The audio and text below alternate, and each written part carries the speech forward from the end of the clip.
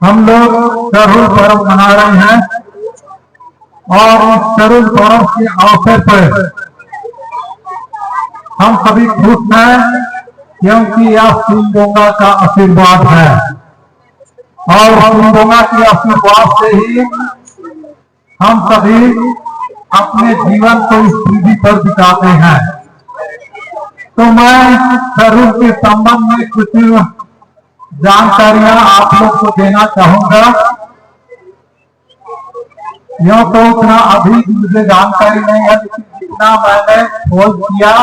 और जितना मैं जानता हूं उसके अनुसार से आप लोगों के सामने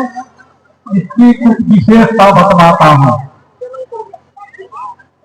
तो हम सभी आज चरुल शोभा यात्रा बाहर सरना से हम लोग लेकर के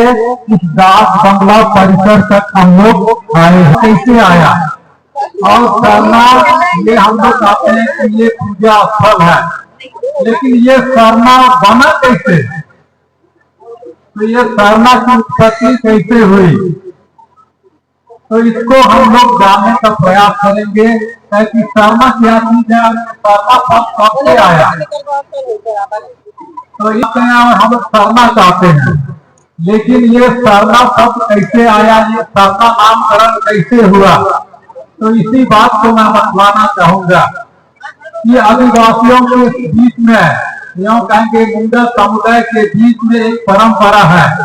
कि वे गांव के लोग सामूहिक रूप से शिकार खेलने के लिए जाते हैं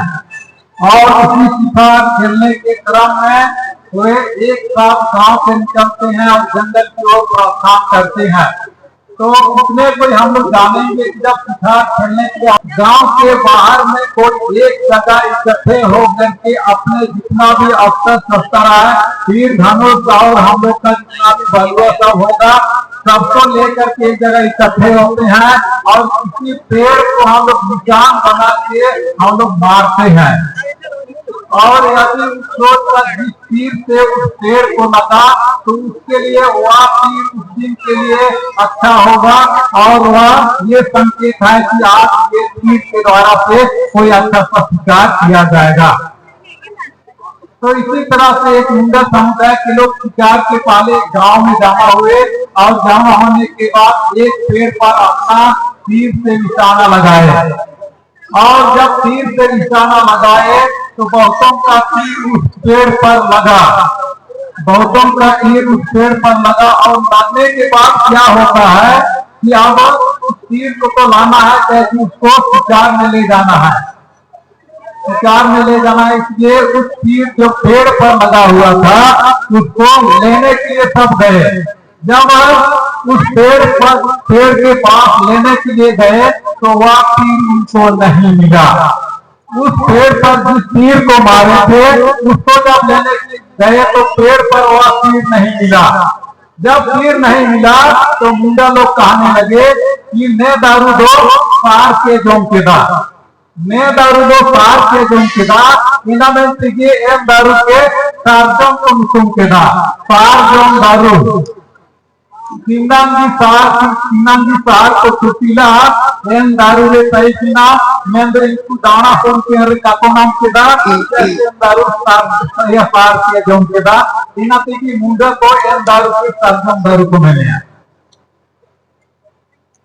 सार्जम दारू माने सार माने तीर खाने वाला पेड़, हिंदू में तीर खाने वाला पेड़ वही सार्जम का वृक्ष है, सांप का वृक्ष है। तो निलकते ना सार्जम दारू मुसुम जाना ना तो होरिंग दिन तायम कुछ दिन बाद में होरिंग दिन तायम से मिसी को एन ओको दारू को चिकीला हर ओकों दारे सार ताई के ना ऐसा को फेल जाना और फेल जाने से ना तो चिना चिके जाना इनको नेते से सहानतम सकंतम ना को इनके के लिए मिसी एन दारू का चित्र जाना ओकों दारे चिकीला दुनिया दारू सार आने के था ने दारू ने तो सार टूटिया कम बना तब ये आया